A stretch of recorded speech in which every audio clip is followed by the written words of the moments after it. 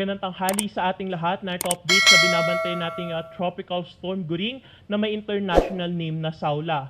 Huli natin ito namataan sa layong 270 km silangan ng Calayan, Cagayan at bahagya pa po itong lumakas na kung saan nasa 85 km per hour na yung kanyang taglay na lakas ng hangin at pagbugso na umaabot sa 105 km per hour. Mabagal pa rin po yung pagkilos na ito pa south-southwestward.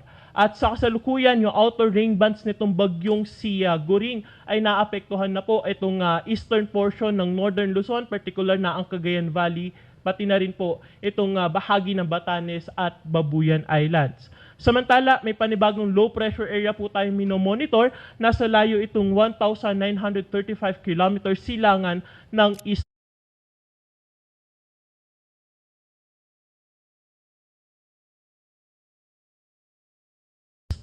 Visayas. Kung makita natin sa ating satellite imagery ay malayo pa po ito sa ating kalupaan at wala pa po itong direkta epekto sa anumang bahagi ng ating bansa. At narito naman po ating forecast track dito sa binabantayan nating si Goring. After 24 hours or in the next 24 hours, ito ay nasa layo ng 175 km silangan ng Apari, Cagayan. Kung makita po natin, mas lalakas pa po ito within the next 24 hours na kung saan posibleng umabot na sa severe tropical storm category. Pagkatapos naman po ng 48 hours or by Sunday, inaasahan natin na itong bagyong si Goring ay nasa layong 205 km silangan, hilagang silangan ng Kasiguran, Aurora. At mas lalakas pa po ito na kung saan by Sunday, posible na po itong nasa typhoon category.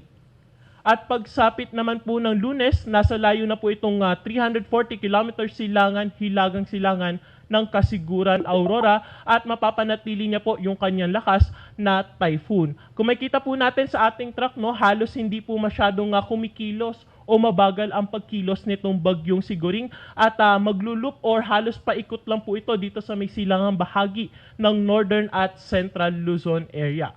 Pagdating po ng Martes, doon pa lang po ito unti-unting bibilis at nasa layo na po itong 320 km silangan ng Calayan, Cagayan. At mapapanatili pa rin po nito ang kanyang kategorya na typhoon.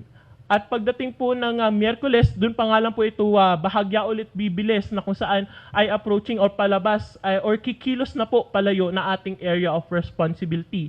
By Wednesday, nasa layo na po itong 110 kilometers hilagang silangan ng Itbayat, Batanes.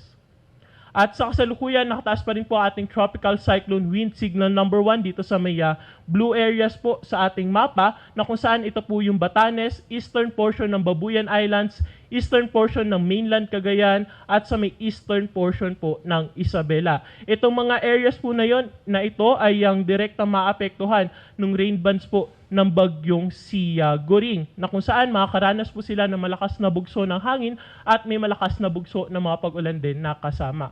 Na kung saan inaasahan nga natin na ngayong araw makakaranas na po ng moderate to heavy na mga pag-ulan itong bahagi ng Batanes, Babuyan Islands at ang northeastern portion ng mainland Cagayan. Samantalang by Saturday po, moderate to heavy na mga pag-ulan din na inaasahan natin sa may eastern portion ng Cagayan at Isabela. Samantalang bukas, posible na po ang heavy to torrential na mga pag-ulan sa may Babuyan Islands, Ilocos Provinces at sa nalalabing bahagi pa ng mainland Cagayan at ng Isabela. Pagdating naman po ng Linggo, Ilocos Provinces, northern portion ng Aurora at sa eastern portion ng Cagayan at Isabela ang makakaranas ng moderate to heavy na mga pag-ulan. Itong mga areas po na ating nabanggit ay pinag-iingat po natin sila at pinaghahanda dahil nga malakas na mga pag-ulan at bugso ng hangin ang dala po nitong bagyong si Goring. Kaya doble ingat po sa ating mga kababayan dyan, lalo na po yung nakatira sa mga low-lying areas at sa bulubunduking lugar. Dahil naman po sa habagat, simula bukas makakaranas na rin po ng moderate to heavy na mga pag-ulan ang bahagi ng Zambales, Bataan at Occidental Mindoro. Pagdating ng Linggo, mas maraming areas pa po yung makakaranas ng mga pag-ulan dala ng habagat, partikular na itong Zambales, Bataan, Cavite, Batangas, Occidental Mindoro at sa northern portion ng Palawan at ng Antique. Yung mga pag-ulan dala ng habagat ay posible rin po magdulot ng mga pagbaha at mga pagguho ng lupa, kaya dapat din po itong paghandaan na ating mga kababayan, lalo na nga po yung nasa mababang lugar at sa bulubunduking lugar. Samantala, dahil po sa bagyong Guring, nakataas po ang gale warning natin sa may baybayin ng Batanes at sa northern coast ng Cagayan kasama ang Babuyan Islands. Kapag may gale warning po tayo ay hindi po natin pinapayagan pumalaot dyan yung ating mga kababayan, mga isda pati na rin yung maliit na sasakyang pandagat dahil sa inaasahan po nating malalaki at matataas na mga pag-alon, posible po umabot sa 4.5 meters ang wave height. At yan po ang latest natin dito sa Weather Forecasting Center. Ito po si Ana Cloren Horda. Magandang tanghali po.